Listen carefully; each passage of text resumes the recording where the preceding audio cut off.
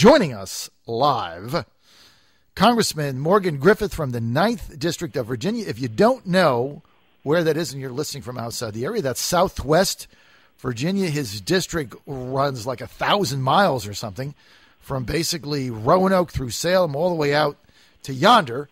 And he also represents coal and energy country in the Commonwealth. Congressman, great to have you. Great to be with you this morning. We're kind of fired up today because President Obama yesterday, much to the chagrin of Democratic senators running for their life in red states, has nationalized this election. I guess he was annoyed that he wasn't getting enough attention because they're all running from him as far as they won't appear with him, gets on an airplane and flies away. So my question is, are we better off today than we were when he took office? And is the economy better? Because he says it is. What say you? Well, I would have to say that the economy has been stagnant throughout his term. He certainly came in when the country was facing some stress, but it has taken a long time just to get back to a level area, and it's still not where it ought to be. You know, in our country, under the Obama administration, we're happy if we're getting close to 3% growth, and the Chinese consider themselves in trouble if they don't have at least 7, 8, 9% growth. So it just gives you an idea of if that's what your leadership thinks, that 2, 3% growth is great, then you're going to have mediocrity. If you want to go for higher growth rates, you want to look for ways to make our economy really pop, then that would be different. And, you know, it was interesting the president mentioned energy. He has done everything he can to slow down the energy revolution in this country. You know, we're not doing it on federal lands. We haven't opened up off the coast of Virginia. We aren't looking at any of our national resources. It's all been private industry that has driven us to be now one of the leaders, and we may soon be number one in production of oil. Natural gas boom, all done by private science and private industry. There may have been a little government working there along the way on research, but the actions that have happened in the last 6 years have all been because of private folks moving forward on the energy front. And then, of course, you have to look at Obamacare. Families may be making a little bit more, but then when you have to pay, 50, 60% more for your health insurance, as some families are facing, that eats up all of that. When you have to pay more for electricity because of regulations coming out of Washington, that eats into what little growth you've had in income. The cost of energy has outpaced, the cost of electricity in particular, has outpaced the other costs of living, and particularly for seniors, and we did a little press conference on this yesterday, for seniors, it's absolutely outrageous how much more they're going to have to pay under the new regs. It's already gone up something like 39%, and we anticipate it's going to go up even higher. There are reliability issues in our electric grid. Yeah, I don't think we're better off today than we were when President Obama came in. And, let's face it, the man is having difficulty running anything effectively. When you can't run a secret service to protect your own house, you've got serious problems. Congressman, do you feel there's a culture of just non-accountability now running rampant through the federal government, from the IRS to the Veterans Administration, now the Secret Service, to the Foreign Service, to the UN, or is it just me? Absolutely. Truman had that plaque on his desk that said the buck stops here. Yes. They don't seem to be able to find the buck in Washington, D.C. They're just like, well, it wasn't us. Must have been somebody else made a mistake. Mm-hmm. They don't have a clue in regards to accountability, and it's really a shame. And thought it was interesting what's going on in the McAuliffe administration. I think it's fascinating. Rumors that McAuliffe's staff were involved in the Puckett situation with counteroffers have been all over Southwest Virginia, but somehow the governor hasn't heard any of these rumors. Amazing and unbelievable. Well, let's get to that, if you don't mind. You brought it up, Congressman. You served in the sir. House in Richmond. And here's what we were talking about this at the 6 o'clock hour. What really shocked me was basically that if you read the story from Laura Vazella in the Washington Post yesterday, they had the transcript. But basically what the governor's position is, Well, yeah, my chief of staff, Reagan, yeah, he offered him a job, but Terry Kilgore offered a better job. Therefore, he's bad, I'm all right. How does that make any sense? Well, that doesn't make any sense, but the spokesman is actually right in one part. There is a difference. Now, I don't know what was actually said between Terry Kilgore and Phil Puckett, but I can tell you this. There's an understanding. It may be a difference that only a lawyer would love, but there's an understanding when you leave office you won't be there to vote on anything. That's true.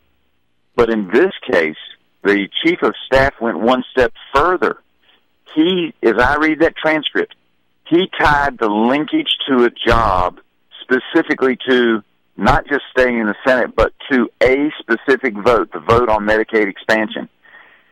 If there's any crime that's been committed, and as you know, I've been a strong person out there saying, look, this is part of politics. It may not be pretty and it may be ugly and people may want to change it, but this is not something new and it's not criminal.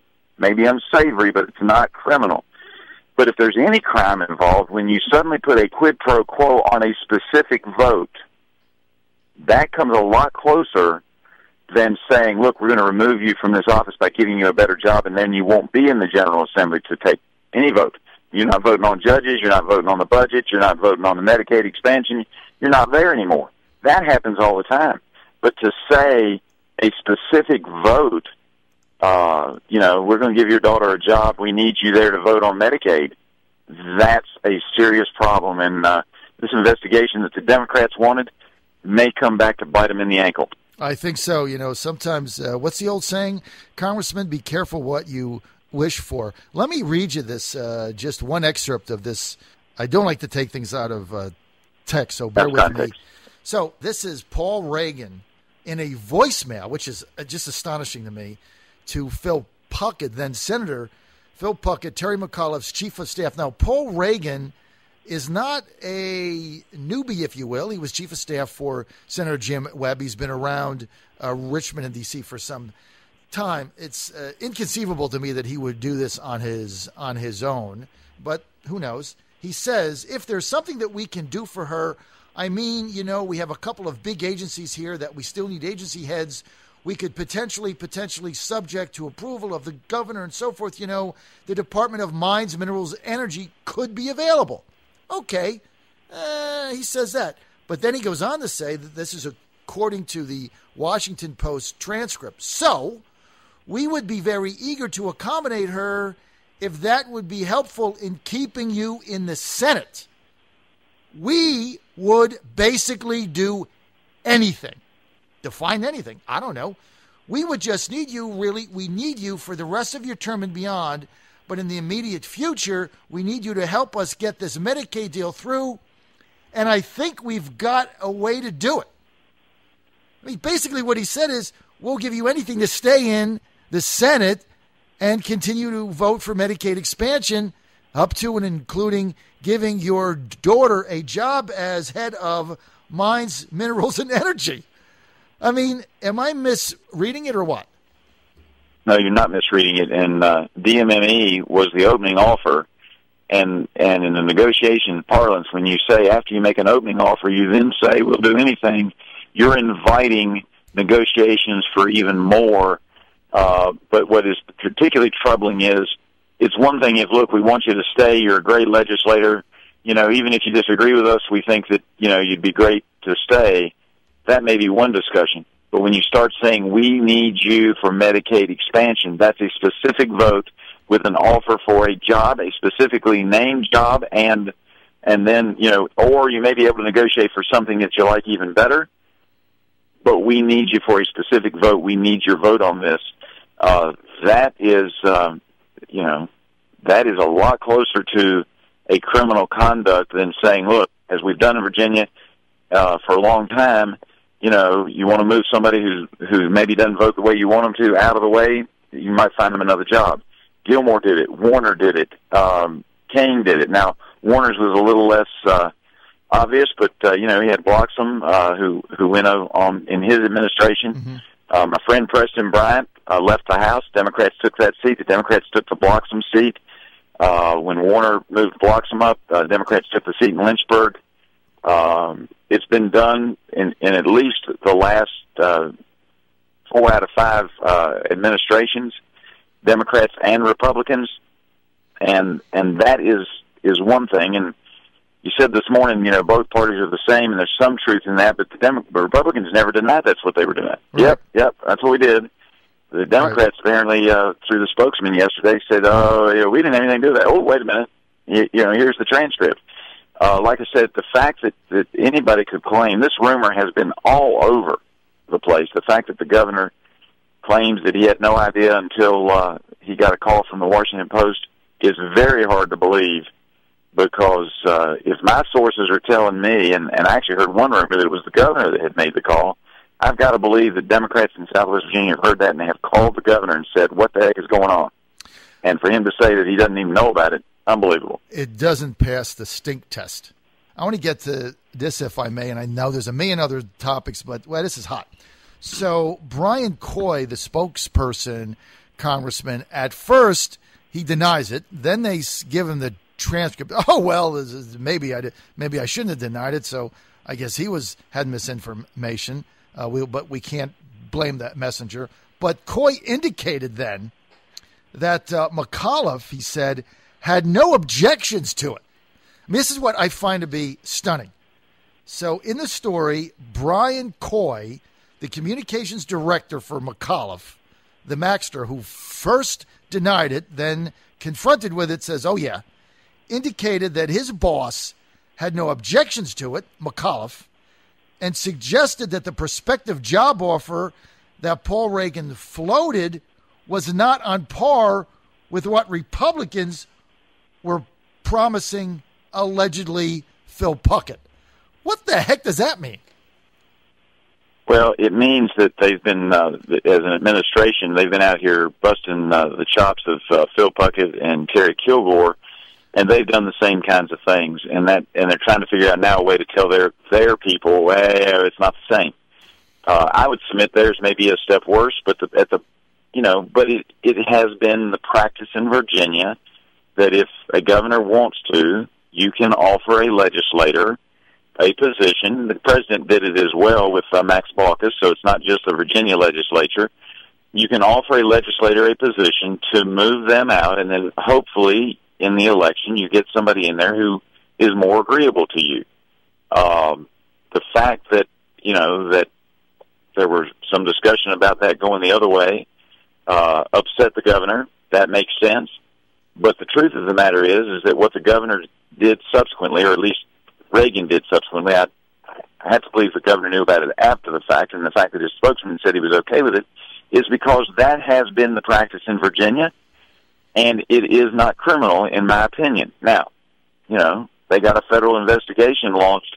The problem now is, if there's something there to be investigated, they've now got to investigate the office of the governor as well, because you can't have a system of justice with blind justice out there and not investigate both of these situations. And while there were apparently conversations, I don't know of any recorded tapes of the other conversation, but here you've got a recorded tape. So if the FBI and so forth, the Justice Department's going to investigate Puckett and Kilgore in deep Southwest Virginia, they're going to have to investigate what happened in the governor's office. What did the governor know, and when did he know it? Again, let me underline this. I don't believe that this is criminal. I believe it's something that the public can make a political decision about, but I don't believe it's criminal. But if they're going to investigate, they have to do it fairly and investigate both the governor's office and the folks they've already investigated. Right. They have to have a fair hand, not just if it has an R or a D by the person's name. And, sometimes you get these things and you say, wow, there's a smoking gun. This transcript is a blazing bazooka that's been fired. So we'll have to see how it plays out. Congressman, we're out of time. We want to thank you for joining us today. As always, we appreciate your candor, and thank you so much for being with us, sir. Glad to be with you.